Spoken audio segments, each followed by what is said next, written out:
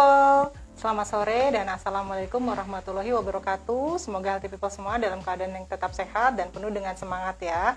Kembali lagi bersama kami dari Humas dan Promosi Kesehatan Rumah Sakit Harapan Bunda menghadiri dokter-dokter atau narasumber yang sudah berpengalaman tentunya di bidangnya untuk memberikan edukasi kesehatan. Nah, hari ini kita sudah kedatangan tamu nih healthy people. Telah hadir bersama saya Dr. Dimas Dwi Saputro, spesialis anak. Yang yuk kita sapa dulu yuk. Selamat sore Dr. Dimas. Selamat sore Bapak Ibu sekalian. Selamat sore healthy people. Selamat sore healthy parents ya. Apa kabar semuanya? Dimanapun Anda berada di seantero Nusantara ya tentunya ya, yang menyimak saat ini di IG Live. Nama saya Dimas, saya Dr. Dimas Dwi Saputro, spesialis anak. Saat ini bekerja sebagai dokter anak di Rumah Sakit Harapan Bunda di Jakarta Timur. Ya, sore ini senang sekali nanti akan bersama-sama dengan Mbak Hanifah dan semuanya healthy parents untuk kita sama-sama bicara tentang satu topik yang menarik ya. Baik, semangat sekali dokter. Harus semangat. Baik, kita hari ini akan memberikan edukasi nih healthy people ya tentang pneumonia pada anak. Kita kenali dulu gejala dan penanganannya gitu ya dokter ya. Iya, boleh. Tentunya juga healthy people nih seringkali mulai musim pandemi ini mendengar kata pneumonia di mana-mana. Ada di artikel kesehatan, ada pada saat periksa kesehatan juga ya gitu. Pasti menemukan kata-kata pneumonia. Sebenarnya apa sih pneumonia ini? Kemudian kenapa sih bisa menjangkiti anak-anak kita dan gimana penanganannya? Hari ini kita sudah ada Dr. Dimas di sini yang akan ngobrol-ngobrol bersama saya. Nah, jika healthy people atau healthy parents di luaran sana jika ingin mengajukan pertanyaan atau ingin ngobrol-ngobrol juga sama Dr. Dimas, silakan mengajukan pertanyaan tentunya melalui DM Instagram Rumah Sakit Harapan Bunda atau melalui live chat ya. Kalau live chatnya kita akan selalu on selama 30 menit ke depan kurang lebihnya. Baik, Dokter Dimas nih, sebelumnya nih dok, kita pengen tahu dulu dok tentang pengertian pneumonia dulu nih dok. Oh, baik. Dokter? Ya mungkin para bapak ibu semua ya, bunda semua sering dengar ya, mom and dad juga sering tahu ya bahwa ada kata-kata pneumonia. Kita tulisannya pneumonia tulisannya ya, tapi bacanya pneumonia. Ya. Jadi pneumonia itu adalah suatu penyakit ya yang menyerang di kalau kita sebut bagian paru kita. Jadi ada pneumonia itu artinya peradangan yang ada di dalam sel-sel paru atau kita sebut sebagai parenkim ya. Jadi kalau ada bangunan paru-paru itu di dalamnya sel-selnya mengalami peradangan sehingga seseorang atau seorang anak yang kena radang paru ini atau istilahnya radang paru bisa sulit bernapas. Sulit bernapas. Jadi karena ada peradangan di dalam sel-sel parunya. Nah, baik, berarti radang paru ya dok, boleh kita sebut seperti itu? Betul sekali radang paru. Karena kalau kita bicara pernapasan, kita tuh punya ada tangkinya, ada pipanya. Tangkinya kita sebut sebagai istilahnya respiratory zone atau daerah respirasi, daerah pernapasan. Satu lagi ada pipa-pipa atau kita sebut sebagai conducting zone atau penghubungnya. Jadi ada pipa, ada tangki. Pipanya pun macam-macam, ada pipa besar, pipa sedang, pipa kecil. Saat ini kalau pneumonia, peradangannya artinya sudah di parunya atau di tangkinya. Gitu. Betul. Makanya anak-anak yang terkena pneumonia ini susah bernapas ya dok, salah satu gejalanya ya dok. Betul sekali. Gejala lainnya apa dok yang biasanya pasien datang ke dokter untuk konsultasi? Nah ternyata nih ada nih gejala-gejalanya yang mengarah ke pneumonia ini dok. Apa baik. Dok, biasanya yang pertama kali ada, jadi kalau peradangan tentunya ada yang membuat itu mencetuskan menjadi radang. Paling sering yang membuat radang adalah infeksi. Jadi infeksi dari kuman. Ada kuman, ada yang masuk atau kita sebut sebagai patogen, bisa virus, bisa bakteri, atau bisa parasit, atau bahkan bisa jamur. Semua yang masuk ke dalam saluran napas kita, yang seharusnya steril, jadi dia begitu masuk, dia akan membuat infeksi. Diawali dulu dengan demam. Ya, demam, karena demam adalah respons tubuh untuk melawan infeksi. Betul. Jadi kuman itu masuk, tubuh kita punya tentara, ngelawan dengan cara demam itu. Kemudian ada, kalau sudah demam, karena itu menyerangnya saluran napas, menimbulkan gejala-gejala pernapasan. Seperti batuk. Ya, kalau di ujung-ujung sini, saluran napas atas, dia jadi pilek dulu. Nanti kalau agak ke bawah sini, dia jadi batuk. Dan batuk, pilek, yang semakin meningkat progresif, lalu kemudian menjalar ke sini, ke pipa-pipa, sampai ke bawah, sampai ke tangkinya, sehingga akhirnya menjadi sesak. Jadi, biasa diawali dulu dengan batuk, pilek, sama demam. Yang biasanya orang sebut sebagai batuk pilek, atau sering salah kaprah disebut sebagai kata-kata flu. Padahal sebenarnya bukan flu, namanya selesma awalnya. Awalnya selesma. Nah, selesma dulu, atau dulu dikatakan ISPA, terus jadi Kalau sekarang namanya IRA ya, infeksi respiratorik akut. Jadi ada selesma atau IRA, kemudian berkepanjangan menjadi peradangan di parunya. Jadi gitu awalnya, Mbak. Awalnya begitu ya, Dok ya. Nah, ini kategori demamnya bisa sampai dengan masih sumeng-sumeng sekitar 37-an sudah bisa dikatakan tersebut, atau harus sampai dengan derajat berapa, Dok? Wah, demamnya. Baik. Demam juga sama ya. Kita ada derajatnya, yaitu kalau demam di atas 38 derajat. Tapi umumnya kalau virus, demam itu tinggi banget dan cepat. 39, mendadak. Nah, itu ciri-cirinya virus. Tapi kalau rata-rata yang kita sebut demam adalah di atas 38. 38 derajat masuk ya.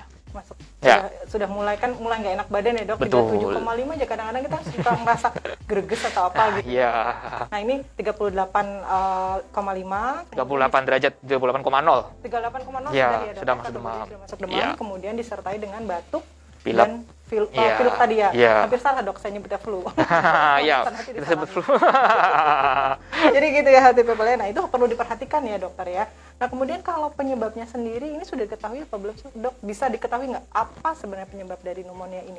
Baik, penyebab pneumonia itu tadi ya bisa virus atau bisa bakteri. Tapi kalau kita mencari tahu virusnya, jadi paling banyak yang membuat seorang anak pneumonia itu adalah virus sebenarnya. Virus sebenarnya. Namun kalau misalnya dia sering berulang-ulang, lama-lama bakteri bisa masuk. Nah, untuk mencari bakteri tentu saja pakai yang standar banget itu pakai kuman. Kumannya diambil langsung di saluran napasnya. Istilahnya kumannya diciduk.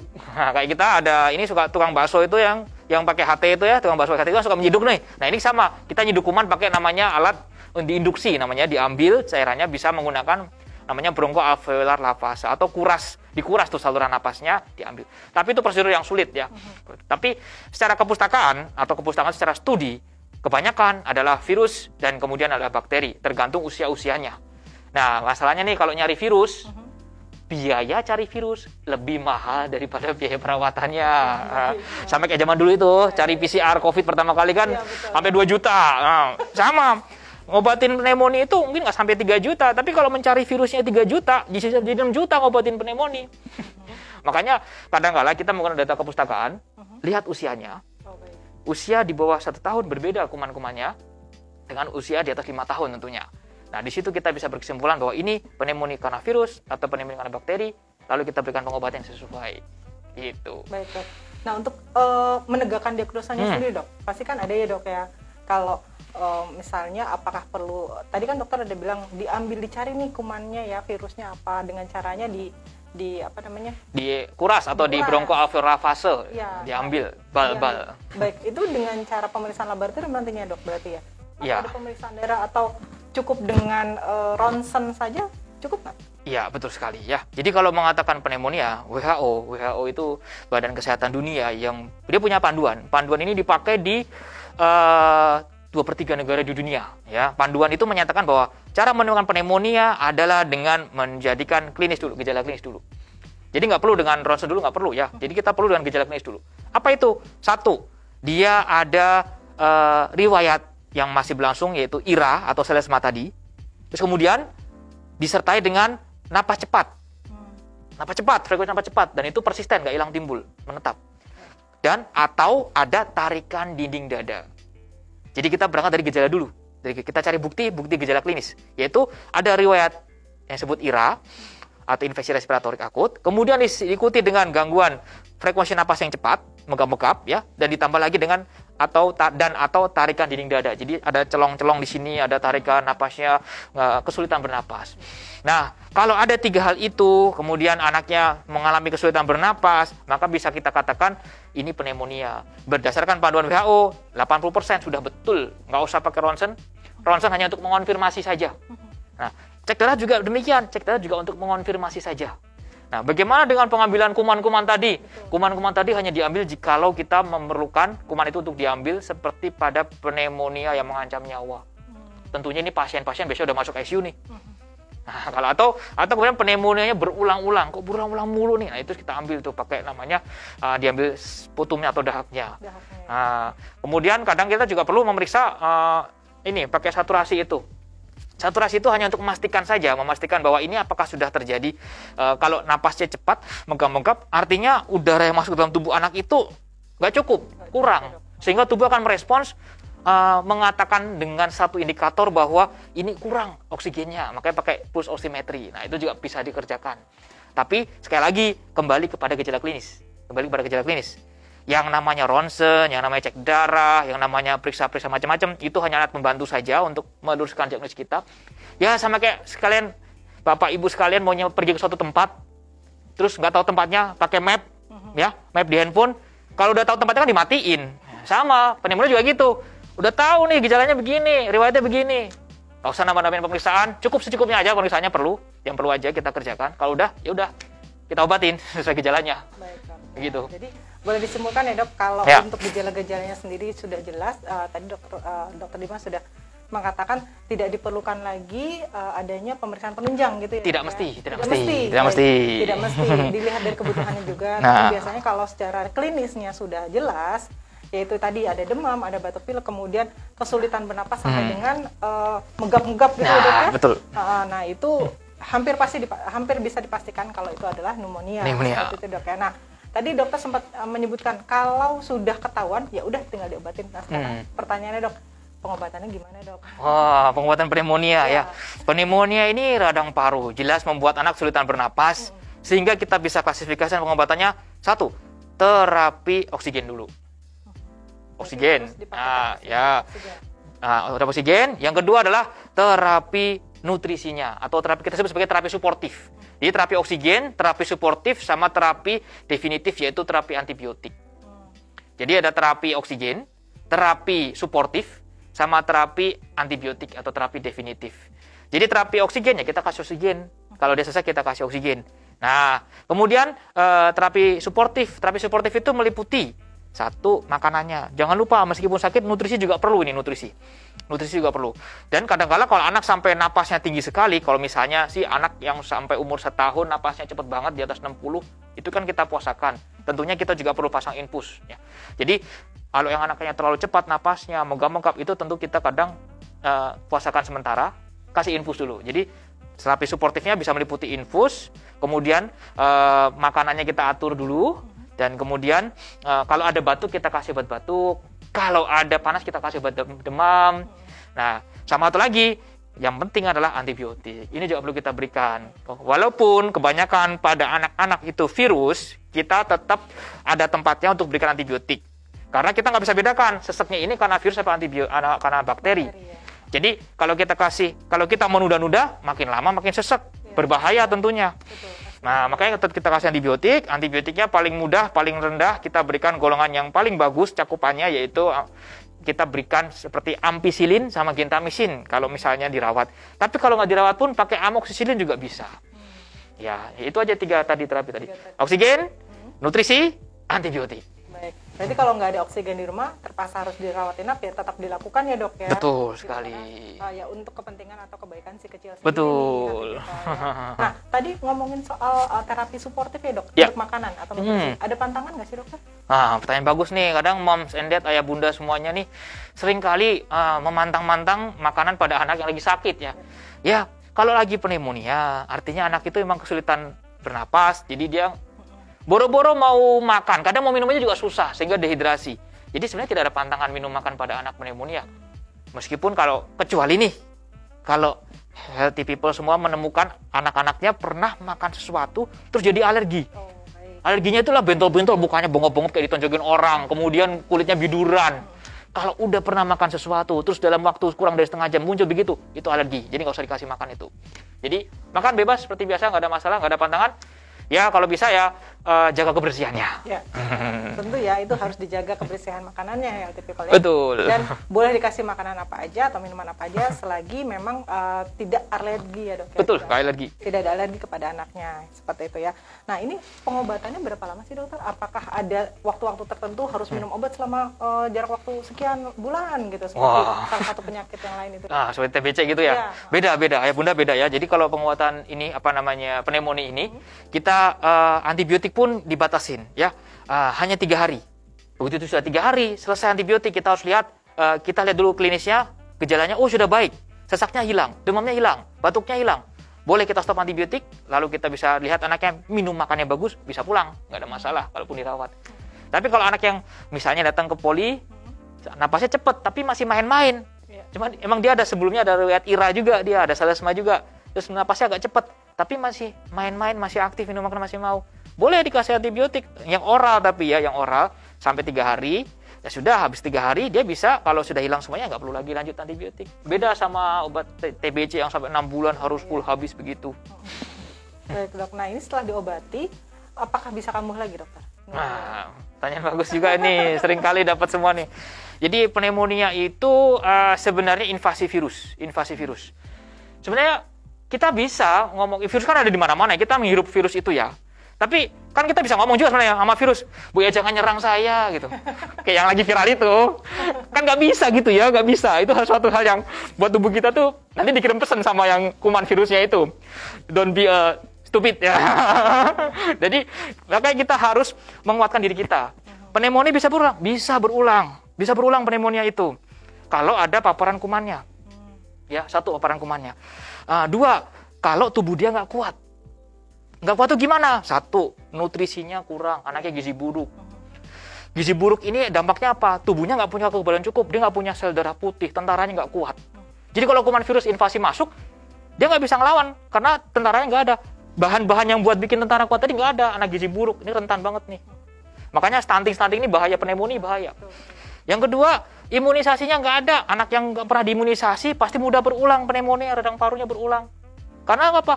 Imunisasi itu ibaratnya adalah pemintaran atau pembuat pintar tentara tubuh kita. Nah, istilahnya begitu. Kemudian yang ketiga adalah paparan asap atau polusi. Nah, ini penting banget nih, Mbak. Karena sudah banyak data, anak yang sering pneumonia berulang itu ternyata di lingkungan rumahnya ada perokok. Ya, itu sering ya? Ada perokok? Wah, sering banget. Nggak cuma 1, 2, 3. Ribuan, seratusan. Dan itu membuat anak. Kenapa seperti itu? Karena risikonya saluran napasnya jadi rontok yang buat namanya silia, itu buat menghilangkan lendir-lendir dahaknya itu. Jadi rontok pergerakannya sehingga dia tidak bisa membuang dengan baik kuman-kuman, malah dikumpulin kuman-kumannya asap rokok. Nggak peduli mau asap rokok, rokok yang di tingwe itu, mau rokok yang pakai filter, mau rokok vape juga sama aja ya. Lalu kemudian risikonya juga kadang pada bayi yang lahirnya rendah, di bawah 2.500. Atau misalnya bayi yang nggak dapat ASI, itu juga bisa berisiko pneumonia berulang-ulang. Sebenarnya bisa berulang terus, bisa kalau tadi tidak ada. Kalau ada faktor-faktor tadi bisa berisiko. Tapi normalnya kalau anak pneumonia apakah berulang? Tidak juga. Tidak juga berulang, bahkan bisa sembuh total. Karena ibaratnya pneumonia itu kayak kita lagi naik driver online ya, ojek online. Ketemu drivernya cuma itu doang, nggak ketemu lagi. Ya, sama kayak gitu. Kalau pengen baru cari lagi gitu kan, sama kayak gitu. Ya. Kalau anak-anak atau bayi lahir prematur dok, nah tadi dokter kan ada sempet tuh bayi yang anak yang stunting gitu ada risikonya, kemudian yang berat badannya pada saat lahir kurang. Nah sekarang kalau prematur dok, kemudian atau lama rawat di NICU gitu, ya. Nah, bayi prematur itu sebenarnya kenapa rentan sekali pneumonia? Karena 1, dia lahirnya kecil. Lahir kecil bisa juga prematur, bisa juga atau kita sebut sebagai lahir di bawah 2.500. Ya. Ada kalanya bayi yang prematur itu selain lahir berarti kecil, dia juga punya kematangan tubuh yang berbeda dengan anak bayi yang lahir penuh cukup bulan. Jadi beratnya kecil, kematangan organnya kurang. Tentunya 2 hal itu berisiko membuat anak prematur jadi mudah terkena penyakit. Ditambah lagi anak yang ukuran tubuh kecil itu saluran napasnya kecil. Sehingga gampang tertutup oleh lendir. Kemudian bayi prematur tadi kematangannya belum sempurna, kematangan organ dalam tubuhnya, kematangan penghasil tentara tubuh seperti leukosit, limfosit, antibodi, makrofag itu sangat rendah juga. Sehingga tentu saja parunya juga kematangannya nggak sempurna. Ditambah kadang bayi prematur kadang sampai perlu dirawat di NICU. Karena misalnya bayi prematur kan ada yang namanya surfaktanya kurang, atau bayi prematur juga pernah mengalami dipasang ventilator, itu juga berisiko kedepannya jadi pneumonia bisa. Kalau misalnya imunitas tubuhnya nggak diperbaiki. Makanya ada banyak faktor yang membuat bayi prematur ini perlu kita jagain biar nggak kena pneumonia. Dan satu hal lagi, bayi prematur itu 6 bulan pertama pasca lahir berisiko banget yang jadi stunting. Karena itu nanti kita akan bicarakan tentang pencegahannya ya dok, ya gimana caranya sih supaya nggak terkena atau menurunkan risiko terkena pneumonia. Tapi tahan dulu ya dok ya. Sip. Ada yang nanya.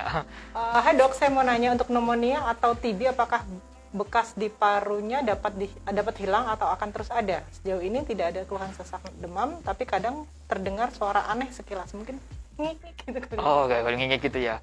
Ini mungkin Ibu Suara aneh sekilas. enggak ya. Ini mungkin anaknya pernah di ronsen barangkali. Jadi di ronsen kemudian ada pneumonia, ada TBC ya. Jadi sebenarnya pneumonia sama TBC itu sama ya. Pneumonia sama TBC sama, lokasi yang diserang sama, Ya, kalau misalnya diserang sama-sama di sel-sel parunya. Bedanya kalau pneumonia itu membuat suatu kondisi yang cepat perubahannya disruptif banget sehingga kita sebut fungsi ventilasi parunya, fungsi pertukaran udaranya, fungsi pertukaran oksigennya juga terganggu. Terganggunya juga tiba-tiba. Nah, biasanya ditandai dengan gambaran yang kelainan parenkim tadi, kelainan yang di sel-sel paru tadi, biasanya ditandai pada foto ronsen itu ketemu kayak gambaran bercak-bercak putih. Nah, bercak-bercak putih itu sebenarnya bukan lendir ya, itu bukan lendir ya, tapi itu gambaran peradangan tadi yang ada di dalam sel-sel paru kita. Ingat, paru kita itu kayak anggur, kumpulan anggur. Jadi ada anggur kanan, kumpulan anggur kanan, anggur kiri ya. Ini ada kalau di buku itu mengatakan namanya alveoli. Kalau satu namanya alveolus, satu alveolus, kalau banyak namanya alveoli. 300 juta. Nah, kalau dia meradang, dalamnya itu terisi cairan seperti nanah gitu. Tapi itu mikron sekali ukurannya. Jadi kalau misalnya alveoli itu banyak banget ya alveoli jumlahnya, dia berkumpul-kumpul gitu, maka kayak bercak-bercak putih. Nah, itu kalau pneumonia sesaat hilang, sembuh ya hilang juga dia. Tapi nggak jadi patokan bahwa pneumonia akan terus-terusan bertahan sampai nanti akan ada terus, nggak akan seperti itu. Akan penyembuh, akan sembuh. Jadi akan hilang total bisa, membaik total bisa. Beda kalau TBC. TBC beberapa pasien memang hilang total, tapi dia masih ada bekasnya. Karena TBC itu penyakitnya kronik. Kronik itu artinya lebih dari 2 minggu. Nah, jadi peradangan yang lama lebih dari 2 minggu tentu saja akan mempengaruhi lebih luas lagi. Dan TBC itu sifatnya disruptifnya nggak cepet kayak pneumonia, tapi dia senyap. Nah, gerakannya senyap. Atau ada gitu ya, atau ada gitu. Atau merusak gitu. Nah, makanya. Tapi kalau di ronsen tidak menjadi patokan utama untuk mengatakan ini masih ada pneumonianya atau masih ada TBC-nya. Sekali lagi, pada gejala klinis. Jadi sekali lagi itu hanya untuk menunjukkan bukti tambahan aja. Ya, gitu. Baik, Dok. Nah, ini nyambung nih Healthy People atas ya mudah-mudahan tadi sudah terjawab ya Healthy People. Ya? Semoga terjawab ya, Mama. Bunda ya. Mudah-mudahan cukup puas dengan jawaban dari Dr. Dimas. Nah, ini nyambung, Dok. Ada pertanyaan nih sebelumnya, Dok, dari Healthy People juga. Jadi, beliau menanyakan perlu nggak sih ronsen jika sudah 3 minggu pasca demam, 5 hari dan timbul batuk pilek pada anak itu sampai dengan sekarang. Jadi anaknya itu 5 hari demam, kemudian setelah demam ternyata muncul nih batuk pileknya dan sudah bertahan selama 3 minggu sampai dengan sekarang. Perlu ronsen atau tidak gitu? Karena ada yang mengatakan di daerahnya beliau gitu ya, Dok ya. Kalau memang hasilnya jelek dari ronsen itu artinya TBC gitu. Jadi beliau juga pengen tahu kalau untuk TBC itu sendiri pemeriksaannya memang hanya ronsen saja atau ada yang lain gitu, Dokter. Baik. Ya, ini menarik banget nih. Kayaknya nanti harus dibahas satu sesi khusus TBC nih, Mbak. Seru, TBC itu pemanjangan lebar banget, luas banget pokoknya. Jadi kalau teaser dulu. Baik. Jadi kalau pneumonia itu, misalnya seorang anak sudah awalnya demam, kemudian batuknya bisa bertahan. Memang sih kalau misalnya seorang anak sakit kita sebut selesma atau IRA, dia akan mengalami suatu demam, kemudian dia akan batuk. Nah, batuk ini umumnya akan menghilang 5-7 hari rata-rata. Tapi kalau misalnya sampai memanjang kok nggak hilang-hilang, nah itu perlu kita lihat lagi. Apakah ada faktor yang lain membuat anak ini kenapa sampai berulang-ulang sampai berkepanjangan batuknya? Paling sering adalah batuk sih masih wajar ya, dalam satu kepustakaan bahwa kan mengatakan anak yang pasca IRA, kemudian dia batuknya nyisa, itu sampai 3 pekan itu masih normal sebenarnya, masih nggak ada masalah. Jadi sekarang kita masih observasi dulu. Antibiotik perlu nggak? Nggak usah dikasih antibiotik, kita cuma lihat dulu pola batuknya bagaimana ini. Jadi perlu ronsen segera. Ronsen kita berikan kadang-kala jika misalnya masih persisten dan kemudian batuknya itu kok sangat produktif sekali. Produktif itu artinya mengganggu tidurnya, batuknya sangat membuat kita sebut sebagai krok-krok banget gitu. Dan tidak jelas, tidak khas untuk batuk yang lain, karena ada tipe batuk yang lama tapi khas untuk yang lain, untuk gejala itu, seperti pada asma gitu. Itu khas batuknya. Jadi kalau misalnya batuknya nggak khas, masih produktif, masih banyak kayak lendirnya, dahaknya masih banyak, ya memang pada tempatnya kita ronsen kalau udah 3 minggu seperti itu. Tapi kalau batuknya khas untuk asma, khas untuk TBC, nah itu kadang-kala kita harus lihat dulu nih batuk yang mana ini. Kadang kalau asma kita kadang malah nggak perlu ronsen. Tapi kalau batuk karena terduga TBC atau terduga misalnya bronkitis atau bronkopneumonia, kita harus ronsen untuk memastikan ini batuk kenapa. Baik dok. Nah ini tadi saya lupa bilang batuknya seringnya di pagi hari dok. Itu khas atau gimana dok? Iya, menarik. Kalau batuk pagi hari atau misalnya kemudian malam-malam tengah malam subuh-subuh batuk, biasanya seperti itu. Nah itu kita harus lihat nih. Jangan-jangan ada yang namanya alergi anak ini. Okay. Nah alergi ini kadang suka dikatakan dokter alergi, tapi alergi yang mana? Kita harus pastikan. Alergi itu, batuk alergi itu bisa dari hidung atau kita sebut rinitis, atau dari pipa-pipa yang tadi saya bilang tadi. Pipa-pipa yang kecil kita sebut sebagai asma. Nah, gimana itu bedanya? Batuknya khas banget pokoknya. Batuknya hilang timbul, kemudian khasnya pada malam hari, kemudian pagi-pagi juga kadang-kadang suka batuk, dan itu ada riwayat sebelumnya begitu, dan berulang-ulang, khas, berulang-ulang. Ada periode-periode berulangnya, ada bedanya siang, gejala siang sama malam hari berbeda. Kemudian ada kalanya kalau sudah pernah mengatakan, saya udah pernah dinebu, diuap, inhalasi, enakan. Nah, itu bisa kita katakan saat itu bisa jadi ada alerginya, bisa jadi asma, atau rinitis. Kayaknya perlu lagi dipisah ini. Ada asma, ada alergi itu perlu dipisah lagi kayaknya. Nggak bisa satu pertemuan. Nggak bisa. Nantikan ya jam tayangnya, tanggal dan jam tayangnya. Baik dokter. Nah ini lanjut dok ke pertanyaannya dok ya. Pneumonia itu bisa jadi asma nggak sih dok? Wah ya, komplikasi dari pneumonia ini, si asma ini. Ya, sebenarnya pneumonia sama asma itu hal yang berbeda ya. Pneumonia sama asma itu hal yang berbeda. Kalau pneumonia tadi kelainannya di tangkinya, ya. Kalau pada anak kecil karena badannya kecil, kadang juga ikutan tuh pipa-pipa yang kecil ikut juga. Namanya bronkopneumonia. Ya. Tapi kalau pada pneumonia basicnya adalah di tangkinya. Nah, kalau pada asma itu adalah murni di pipa-pipanya. Murni di pipa-pipanya. Penyebabnya berbeda. Kalau pneumonia penyebabnya karena dari paparan invasi virus, invasi bakteri. Tapi kalau asma, penyebabnya dia memiliki riwayat atau sebagai individu yang alergi. Jadi dia memiliki potensi alergi. Ada kecenderungan alergi sehingga dia tercetus oleh pencetus yang membuat dia alergi itu di lalanya. Tercetusnya di saluran napas. Sehingga napasnya akan membuat respons dengan menyempit saluran napasnya. Pipa-pipanya menyempit, keluar banyak lendir, sehingga akan susah sesak bernapas. Dan makanya bunyi gitu. Itu asma, ya, itu asma. Oke, baik. Nah, ini mudah-mudahan healthy people yang tadi bertanya, yang sebelumnya mengajukan pertanyaan ya, ini cukup jelas sekali nih jawabannya Dr. Dimas, sangat clear ya, sangat jelas ya dok ya. Dan mudah-mudahan kalau memang belum masih penasaran nih gitu ya, nanti silakan datang ke Rumah Sakit Harapan Bunda, ketemu langsung sama Dr. Dimas untuk konsultasi lagi gitu ya healthy people ya. Baik, nah dokter, tadi kita sudah, sebelum pertanyaan tadi kita sudah bicara-bicara tentang pneumonia, kemudian gejala dan penanganannya. Nah sekarang bisa atau tidak dicegah dok pneumonia dok? Silakan, bisa nggak? Bagus banget ini pertanyaan dan berat sekali ya. Mencegah pneumonia itu sangat susah ya. Sama seperti mengubah negara kita sebenarnya. Kenapa begitu? Karena pneumonia ini sebagai informasi healthy people ya. Jadi pneumonia ini sudah menjadi pembunuh anak-anak Indonesia sejak dahulu kala.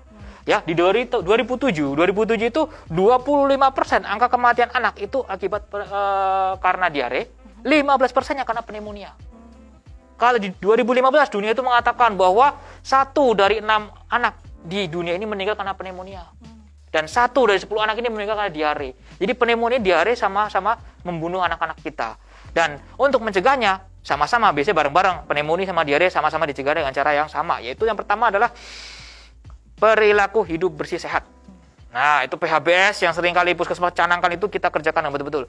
Kita belajar dari COVID bisa loh. Betul. Karena pneumonia kan seperti COVID, dia airborne, virus ya. Jadi perilaku 6M itu dikerjakan. 6M apa? Udah lupa ya 6M. Apa masih lupa? 6M memakai masker, ya, menjaga jarak kalau lagi sakit ya. Kemudian mencuci tangan sesering mungkin ya, mencuci tangan. Kemudian kalau tidak perlu ya jangan artinya mengurangi mobilisasi, menjauhi kerumunan. Satu lagi menghindari makan bersama kalau lagi sakit bersama orang lain. Atau kita sebut yang lain adalah melakukan vaksinasi. Nah, itu cara-cara kita simple yang udah kita pelajari dari adanya COVID, pandemi ini, kita gunakan untuk mencegah pneumonia kita. Biar nggak supaya kena terus. Nah, imunisasi ini penting ya, penting banget, dan itu bisa kita berikan sejak bayi sebenarnya untuk pneumonia ini.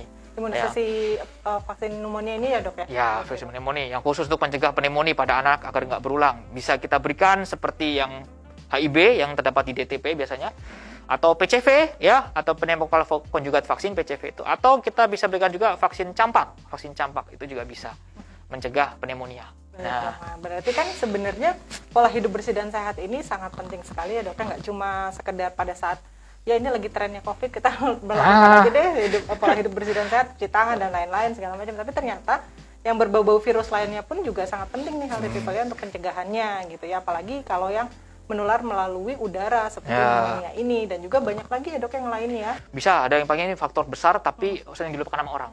Satu, nutrisi anak. Ya dok. Tadi kan anak itu akan punya tentara yang cukup kuat kalau suplai tubuhnya kuat. Gimana dia bisa membuat pabrik menjadikan tentara yang kuat kalau bahannya aja nggak ada? Makanya nutrisi harus kita perbaiki asupannya. Yang kedua, apa itu? Ventilasi ruangan harus bagus. Walaupun kita tinggal di Jakarta, urban susah, ya kita bisa alihkan dengan cara ya mengurangi paparan yang ventilasi lebih baik dengan cara dibuka mungkin pintunya lebih sering. Kalau dia batuk ya terpaksa kita pakai masker, karena masker ini terbukti banget menolong ketika kita lagi batuk, pilek di rumah kita takut anak kita sakit, kita yang gede berkorban pakai masker. Dan kemudian sering buka-buka pintunya buat mengganti udara gitu. Dan kalau yang punya AC ini seringkali semua mengatakan AC ini benar-benar membuat nyaring udara virusnya tersaring. Kagak juga.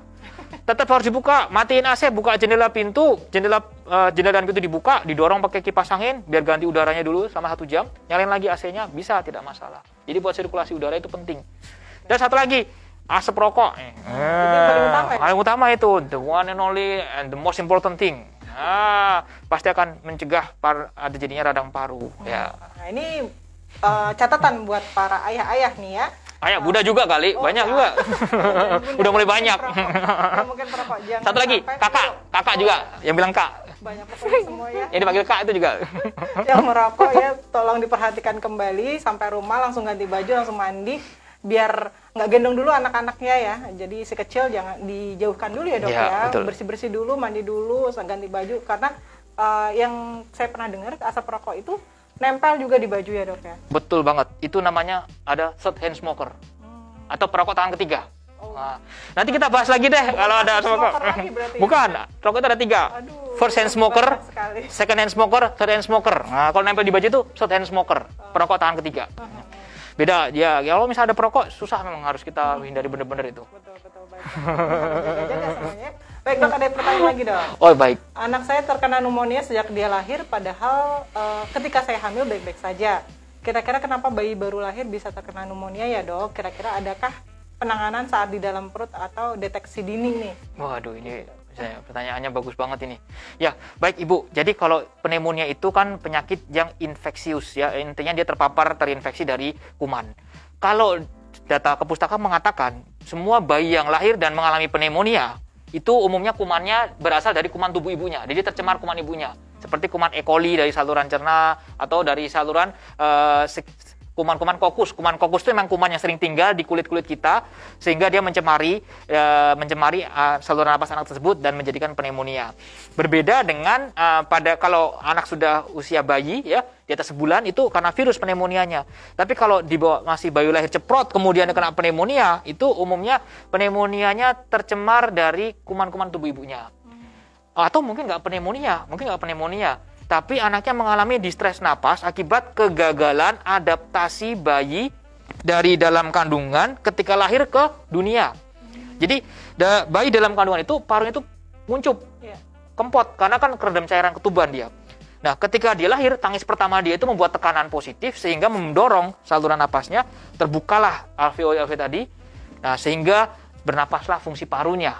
Nah, alveoli terendam cairan tadi didorong oleh udara tadi sehingga keluar pembuluh darahnya sehingga berlangsunglah sirkulasi parunya. Nah, adaptasi itu yang sangat menentukan pada anak-anak atau pada bayi baru lahir. Kalau adaptasi itu gagal, ya dia akan mengalami sesak. Bisa jadi sesaknya pneumonia bukan pada pneumonia, tapi dia mengalami semacam kegagalan adaptasi yang seharusnya pada anak itu bisa adaptasi itu lancar gitu. Itu hanya menyerang sekitar 1% pada anak-anak yang bayi lahir. Tapi itu makin tinggi persentasenya pada bayi dengan penyulit saat lahir, seperti prematur, seperti bayi yang sudah distres napas, distres janin ya. Untuk deteksi di dalam kandungan gimana? Kalau pneumonia itu karena penyakit yang didapat, kita nggak bisa mendeteksi di dalam perut, nggak bisa. Kalau di dalam perut kan penyakit yang bawaan, penyakit bawaan, penyakit kita sebut kongenital. Tapi kalau pneumonia itu tertular, jadi kita nggak bisa melihat dari dalam perut. Justru malah kalau sampai pneumonia itu anak artinya tercemar kuman-kuman di sekitarnya. Gitu. Ya, Latiful, begitu untuk jawabannya ya. Jadi kalau pneumonia sendiri begitu lahir kemudian terkena pneumonia itu belum bisa dideteksi nih ya. Jadi belum bisa dilakukan deteksi dini pada janin ya dok ya, seperti itu. Dan kemungkinan besar ya terkena atau tercemar ya dari ibunya nih gitu. Jadi, nah ini berarti si ibu hamil ini dok ya harus memperhatikan apanya dok supaya si baby di dalam kandungannya ini tidak tercemar. Wah, bagus banget itu ya. Jadi kalau ibu hamil itu harus menjaga betul jangan sampai terinfeksi daerah kemaluannya. Kalau sampai terinfeksi daerah kemaluannya, misalnya kena ISK, infeksi saluran kemih, itu harus segera diobati. Oh, berarti asalnya daripada saat si baby keluar ya dok? Ya, saat itu. Atau bahkan keputihan, nah, itu juga harus diobati. Atau kemudian misalnya ada maaf penyakit kelamin misalnya pada ibunya, itu harus diobati juga dari sejak dini. Jadi tetap harus jujur ibunya, riwayatnya apa saja, menyampaikan kepada petugas kesehatan, bisa bidan atau bisa dokter, ceritakan semuanya untuk kemudian agar bayinya tetap sejahtera pada saat lahir. Nah, kalau misalnya pecah ketuban dini, pecah ketubannya terlalu lama, lebih dari 48 jam, itu berisiko juga ketubannya tercemar kuman. Bayinya belum keluar, tapi kecemaran. Bisa, tercemar bisa. Dia menghirup ketuban yang ada kumannya bisa banget. Apalagi kalau ibu-ibu sudah hamilnya lewat waktu, kemudian dia nggak keluar kemudian ketubannya keluar tapi hijau misalnya, atau kena infeksi kemudian ketubannya jadi hijau, dia bayi menghirup ketuban itu jadi beracun buat bayinya, bisa kenapa-kenapa bayinya. Jadi memang banyak faktor, tapi kalau pneumonia untuk mencegah ibu hamil tadi, ini prinsipnya adalah jagalah kebersihan daerah kemaluan, kebersihan demikian juga infeksi juga, biar supaya tidak tercemar bayinya. Baik dok. Nah itu ya ibu, berarti pencegahannya dari sisi ibunya bisa nih gitu ya. Jangan lupa jujurlah kepada si petugas kesehatan ya, baik bidan ataupun dokter obgyn yang ibu konsultasikan seperti itu, supaya ya untuk kesejahteraan si babynya ini gitu. Dok, ada lagi yang tanya, bagaimana cara membedakan batil biasa dengan pneumonia? Dan batil biasa itu normalnya berapa lama? Kadang suka hampir 2 minggu batil baru sembuh. Jadi kayak suara hati Bapak Ibu sekalian, ibu-ibu, mama-mama sekalian pada zaman sekolah dibuka pertama kali. Ya. Jadi ini ya Bunda, people, memang ya, bagaimana cara membedakan batuk pilek biasa dengan pneumonia. Nah, batuk pilek biasa itu umumnya saking biasa, kalau di luar negeri, di Eropa, di Amerika itu mengenal kata-kata namanya common cold. Karena sangat seringnya anak itu batuk pilek setahunnya bisa sampai 10 kali, tidak masalah. It's common, makanya namanya common cold. Bahasa Indonesia selesma. Jadi bedanya bagaimana? Ini batuk. Ya kalau pneumonia, jadi infeksi saluran napas atau IRA itu gejalanya sama ya, batuk, pilek, demam. Tapi kalau sudah ada letaknya di mana itu, maka menimbulkan manifestasi yang berbeda. Kalau letaknya cuma di sini ya dia pilek doang, namanya rinitis. Kalau di sini apanya? Faringitis. Kalau di sini apa? Tracheitis. Kalau di sini apa namanya? Bronkitis. Kalau di dalamnya bronkitis, cabang-cabangnya apa? Bronkiolitis. Nah, kalau di dalamnya baru pneumonia. Nah, gejalanya batuknya nggak bisa dibedakan, tapi yang membedakan adalah gejalanya. Gejala yang mendominasi. Kalau cuma batuk pilek biasa, kuruk-kuruk biasa, tapi nggak sesak, artinya tidak ada gangguan ventilasi di paru-parunya. Cuman mungkin dia akan batuk-batuk kuruk, sehingga kita bisa katakan kalau tidak ada keterlibatan tangkinya atau ventilasi di sini di paru, maka kita katakan tidak ada pneumonia. Cuma batuk-batuk biasa. Kalau bagaimana dengan yang tracheitis, bronkitis, bisa dilihat lagi, tergantung. Nanti dokter akan meriksa di stetoskop, didengarkan suaranya, didengarkan kadang suara batuknya khas apa tidak. Kalau tracheitis itu kadang batuknya sampai anaknya kayak gitu, menggonggong sekali, batuk menggonggong gitu. Nah, itu kadang kita kelihatan, dengar suara batuknya aja dokter anak tuh bisa kenalin ini tipe apa ini. Makanya kadang kalau suka batuk, pilek, makanya datanglah ke dokter anak juga, kalau perlu direkam biar terdengar suara batuknya. Mungkin pas datang ke praktek ke klinik gak batuk. Iya. Anaknya kadang suka gitu, ya benar. Suka gitu kadang, anaknya agak-agak belagu ya gimana ya. Tapi gak juga, bukan belagu anaknya, batuknya yang belagu. Yang belagu batuknya. Tapi gitu pulang ke rumah, batuk lagi. Nah, makanya direkam. Begitu pas datang ke dokter, tunjukin rekamannya. Kalau rekam ya jangan cuma 5 menit kayak bikin story. Bikin kayak Insta story 60 detik. Karena itu bisa nilai frekuensi napasnya juga. Dokter bisa nilai 60 detik itu bisa ngelihat berapa frekuensi napasnya, ritme batuknya bagaimana, itu bisa ngelihat. Jadi orang bikin story itu yang 60 detik itu ada maknanya juga ternyata.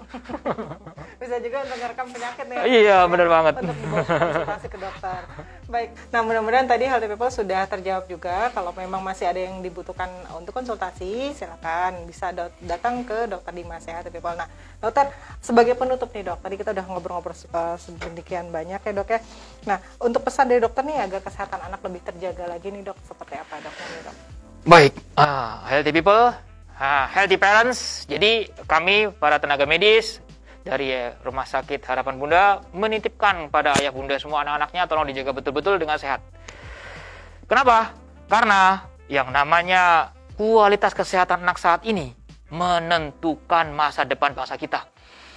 Kita tahu 2030, 2035, 2045 bangsa Indonesia itu akan memiliki bonus demografi. Yang artinya pada saat itu 70% populasi Indonesia adalah mereka-mereka akan mendukung perekonomian bangsa saat itu. 70% mereka usia produktif antara 15 sampai 64 tahun. Usia produktif yang nantinya pada 2030 itu saat ini masih anak-anak. Kalau nggak kita pelihara kesehatan saat ini, nanti 2030 nggak ada itu generasi emas bangsa kita. Makanya mulai sekarang perbaiki bersama-sama, meskipun udah pandemi, udah biarin pandemi. Yang penting kita jagain anak kita. Karena jagain anak kita menjaga masa depan bangsa kita. Karena kita nggak bisa mengatakan sama penyakit, jangan serang gue dong. Itu aja. Terima kasih. Salam sehat semuanya. Baik, seru sekali nih Healthy People ya hari ini ya ngobrol dengan Dokter Dimas. Mungkin nanti kita akan bikin sesi lagi ya yang lain. Tadi kan banyak banget dari hasil obrolan saya dengan Dokter Dimas nih ternyata muncul lagi nih, oh ini bisa lagi nih kita nanti sampaikan gitu ya dok. Iya benar. Di acara yang berikutnya nih, sesi Labs berikutnya. Nah, bagi Healthy People yang ingin ngobrol langsung dengan Dokter Dimas atau konsultasi ya dengan Dokter Dimas, ada di Rumah Sakit Harapan Bunda setiap hari Selasa, Rabu, dan Kamis jam 17 sampai dengan jam 20. Saya ulangi ya Healthy People. Dr. Dimas Dwi Saputro, spesialis anak dengan jadwal praktek Selasa, Rabu, dan Kamis setiap jam 17 sampai dengan jam 20. Kemudian Healthy People juga bisa melakukan pendaftaran online melalui WA di nomor 0813-8045-3716. Atau jika belum bisa datang nih, anaknya lagi batuk-batuk berat, nggak bisa datang ke dokter, mau konsultasi dengan Dokter Dimas, bisa direkam dulu ya, nanti bisa konsultasi online dengan dokter online service kami, bisa melalui WA ke nomor 0817 0349 0318. Nanti akan dibantu oleh teman-teman dari admin dokter online service kami. Baik Healthy People, semoga hari ini bermanfaat buat kita semuanya. Tentunya bagi saya sih sangat-sangat bermanfaat nih dok. Terima kasih banyak atas waktunya Dokter Dimas ya untuk sharing-sharingnya sore hari ini. Mudah-mudahan juga Healthy People nggak bosan-bosan nih mantengin Instagram Rumah Sakit Harapan Bunda. Dan untuk Healthy People yang mungkin baru muncul sekarang nih, baru ikut gabung, jangan khawatir. Ditunggu aja tayangannya di YouTube channel Rumah Sakit Harapan Bunda. Jangan lupa juga subscribe and like ya Healthy People. RS Harapan Bunda Jakarta. Itu adalah channel YouTube-nya. Gitu ya Healthy People. Demikian dari kami hari ini. Jangan lupa tetap jaga kesehatan ya, protokol kesehatan. Tadi kita sudah bahas juga, ini juga sangat-sangat bermanfaat. Demikian dari kami, keep healthy and happy.